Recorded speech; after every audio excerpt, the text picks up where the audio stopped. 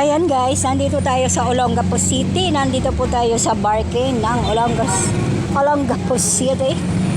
Ayan po, binabargain ng bayong guys. Ayan. Okay, 150. 150 na lang po yan. Oh. Ayan, napasabak po sa ulanan ng ating mga bayong guys. So, dumayo po ang ating Reyes Handicrafts Manufacturing dito sa Olongapo City. Wala naman po ipilis eh. Okay naman yan. Ayan po si Cynthia Lee ang nagtitinda. Hello guys! Basang-basa na ako guys. Basang-basa ng ulan.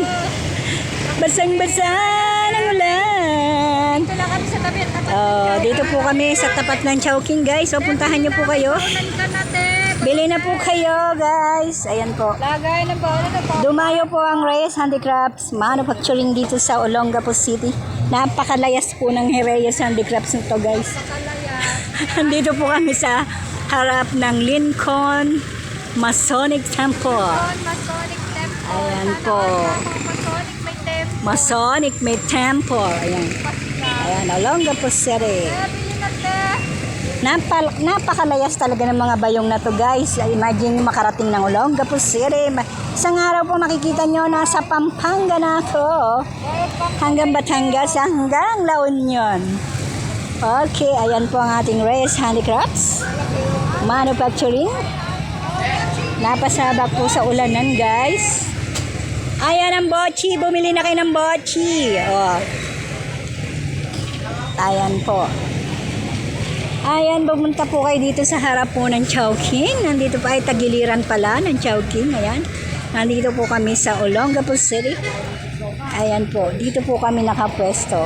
Medyo wala pa po kaming upuan at saka lamesa.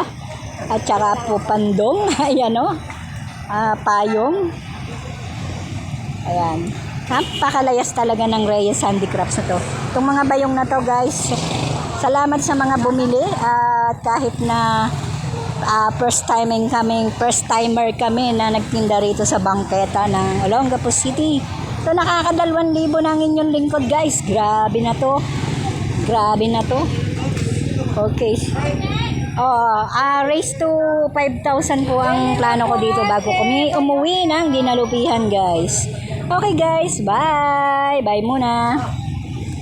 Bye muna guys.